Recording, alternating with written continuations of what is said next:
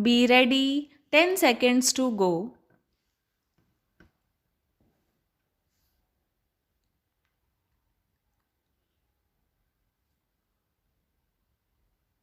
Start. Sir, my first question is whether there is any particular strategy at all which our government is applying to control the price rise, because we had the 3 years of the Janta rule when there was no strategy at all. Even the plan was called the rolling plan. That is why I am asking, what is the strategy?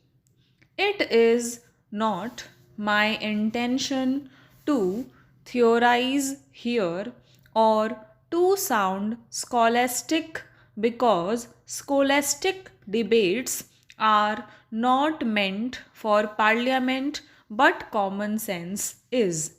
I firmly believe that no theory can be viable unless it can be understood by common sense. In a nutshell, I look at the economic strategy of our government in the 1980s as radically different from the past. There was hardly any difference in the styles and approaches of the previous 2 decades. The approach then was one of the demand management without caring for the supply side.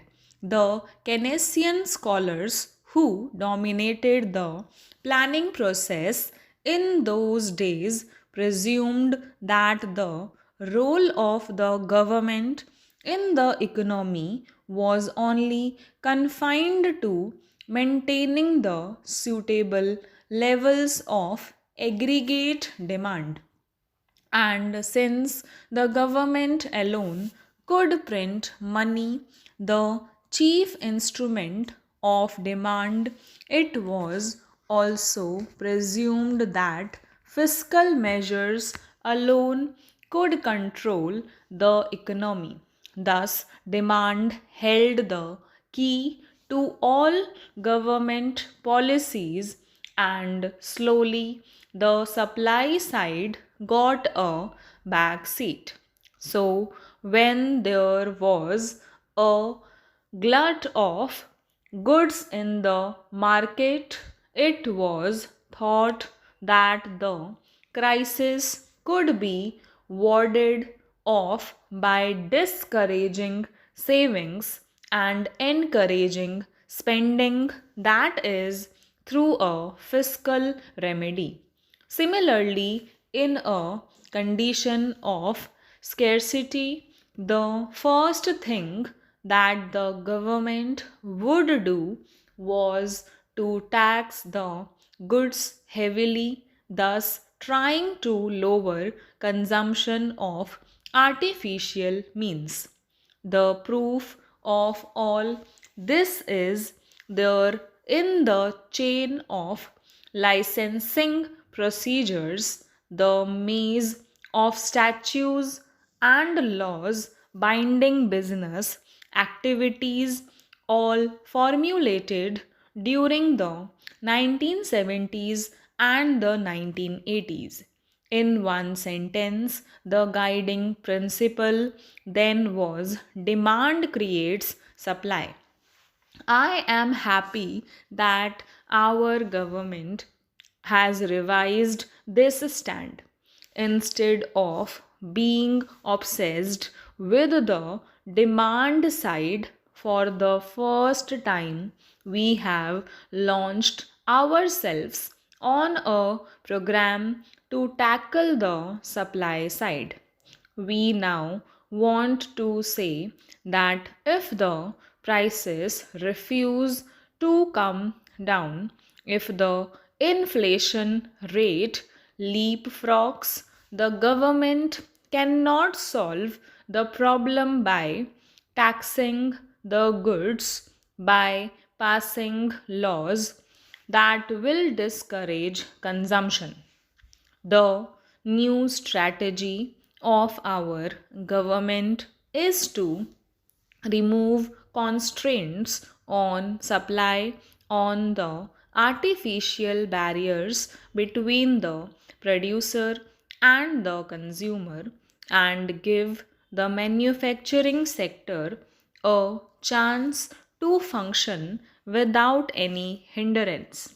The supply side economics has an emphasis on growth and not on distribution. Actually, supply side economics is in direct contrast to the demand side economics, which we have been following earlier.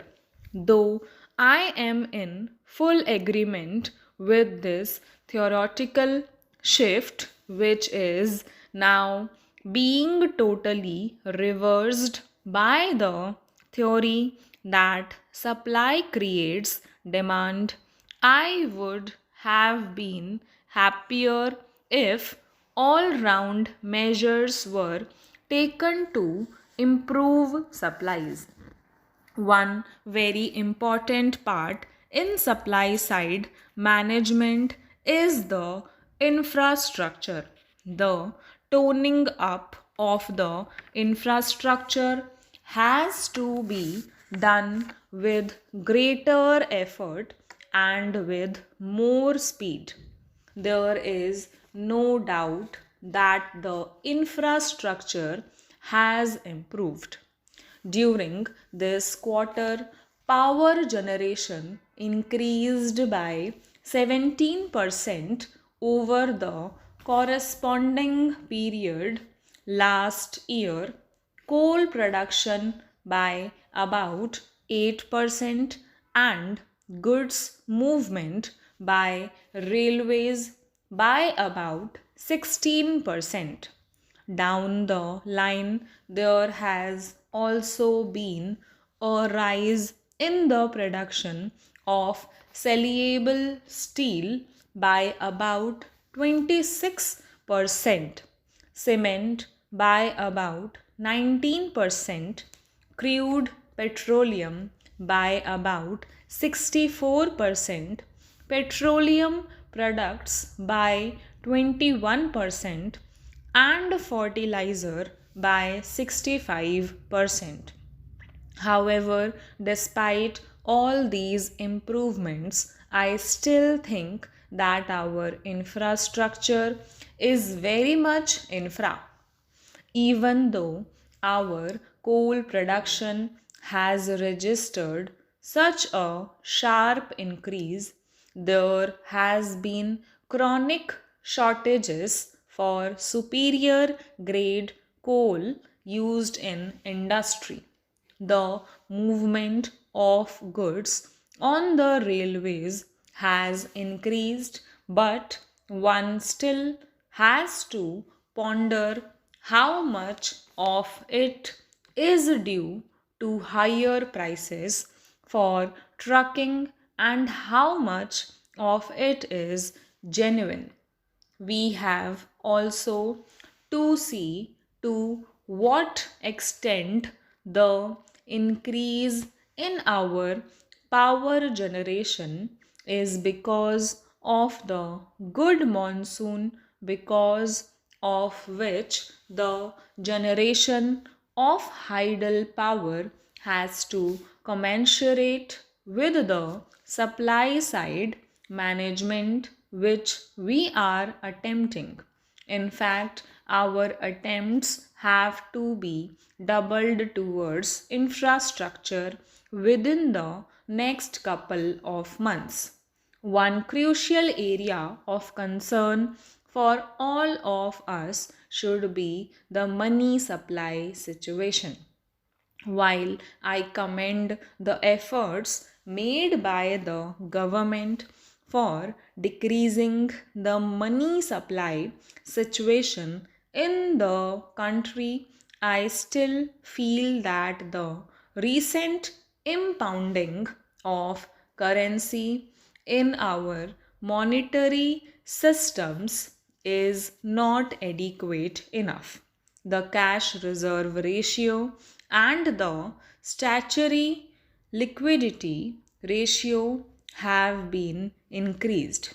This may curtail the liquidity of the banks to the trading sector. Stop